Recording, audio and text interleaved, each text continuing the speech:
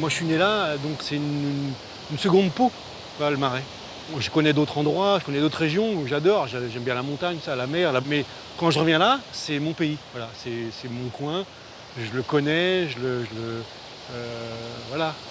Comme Brassens, quoi. Auprès de mon arbre, je vais heureux, c'est ça. Puis j'en connais plein d'arbres ici qui sont plutôt sympas.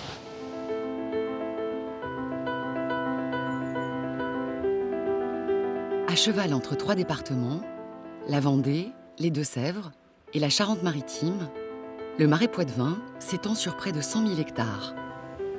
C'est la deuxième plus grande zone humide de France, après la Camargue. L'espace abandonné par l'océan au fil du temps a formé cette grande étendue qui s'étire à perte de vue.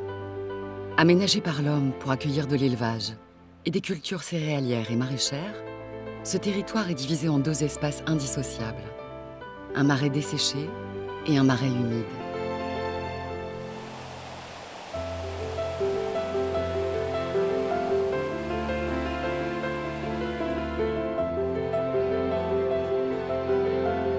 Cette zone humide est surnommée la Venise verte.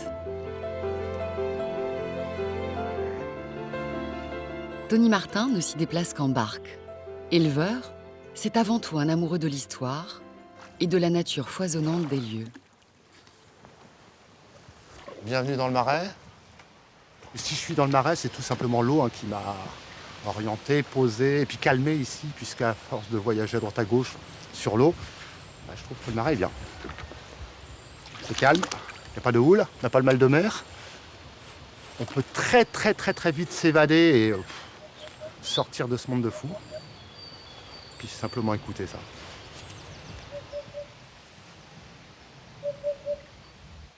Là on entend la huppe, ça vaut n'importe quel oiseau tropical.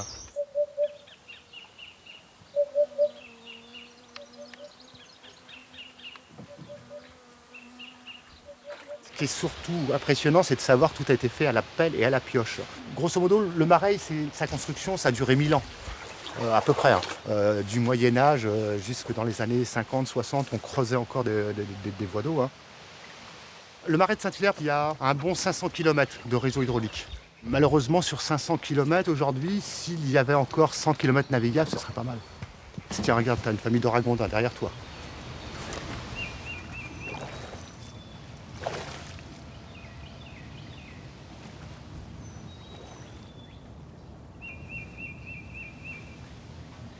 Dans cette cathédrale de verdure, chaque arbre planté par l'homme a une fonction.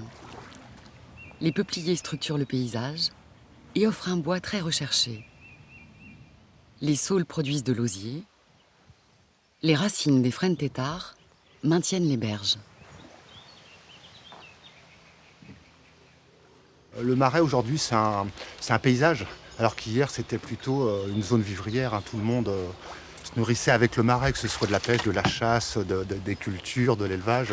Aujourd'hui, ces mêmes bâtiments sont plutôt transformés en belles maisons de vacances. Et on comprend pourquoi, il suffit de regarder à côté, devant. Il y a de l'eau dans tous les sens, des canaux, des chemins d'eau. Et du verre dans tous les sens.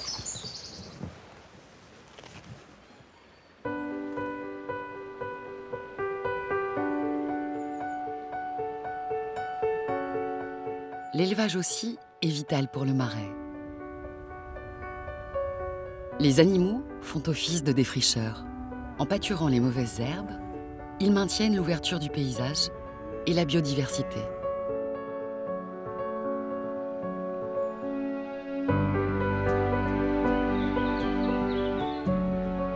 Il y a 50-60 ans en arrière, on pouvait trouver encore à peu près 25-30 fermiers sur 2000 hectares. Aujourd'hui, on est 5. Donc on est encore quelques rares éleveurs à contribuer au maintien de ces paysages par l'agriculture, l'élevage et ce qu'on va aller voir avec des animaux adaptés. Ça s'appelle des vaches maraîchines. Donc on y va, mais il y a de la route avant. Là devant, c'est assez joli. Tu as toute une succession de ponts. On va arriver sur un petit embarcadère en bois qui est super sympa.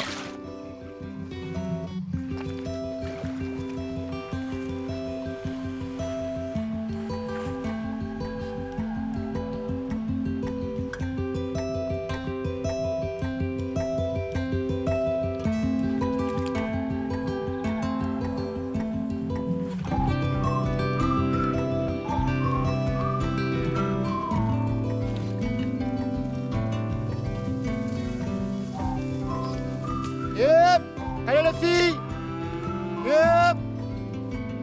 Allez.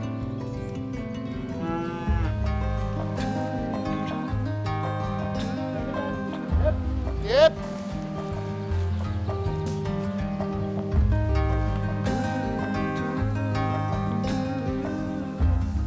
Allez les petits.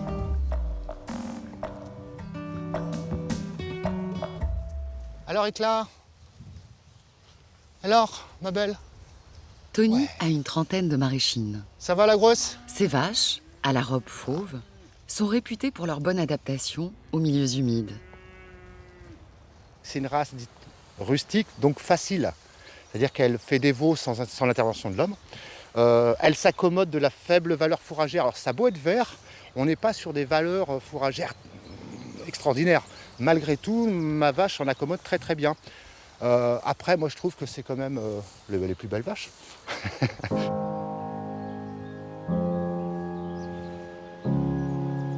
Le marais est un milieu fragile, artificiel, en grande partie dessiné par l'homme. Il n'existerait plus si ce dernier cessait de l'entretenir. La forêt marécageuse attend son heure pour envahir les canaux. La montée des eaux marines menace de tout inonder. S'il n'y a pas de vaches, il y a des arbres. Donc il n'y a plus de prairies. Il y a de moins en moins d'eau, parce que l'éleveur il entretient aussi les fossés. Donc voilà, je pense que la vache, elle est liée au marais, elle est liée au paysage vert.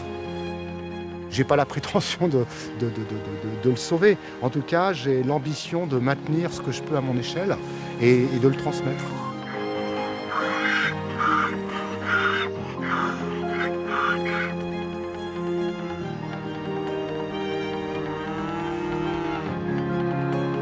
Les agriculteurs ne sont pas les seuls à se battre pour la survie du marais.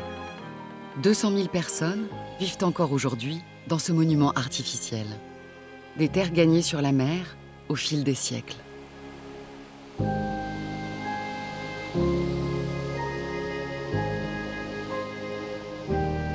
Là, c'est super parce qu'il y a tous les éléments que j'aime.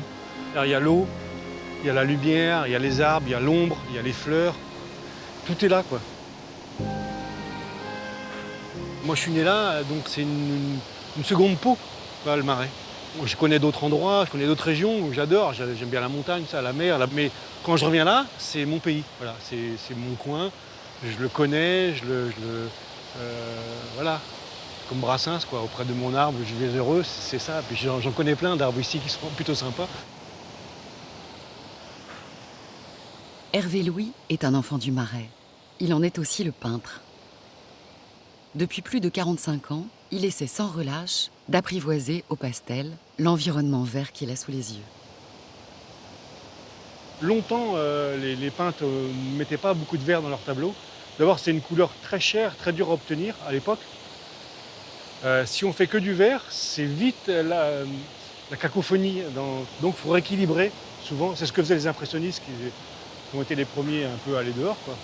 Eux, ils mettaient un jaune, un bleu, ils accordaient avec un bleu en dessous, une ombre un peu violette. Et puis, en fin de compte, c'est l'œil de celui qui regardait qui faisait la vibration du vert.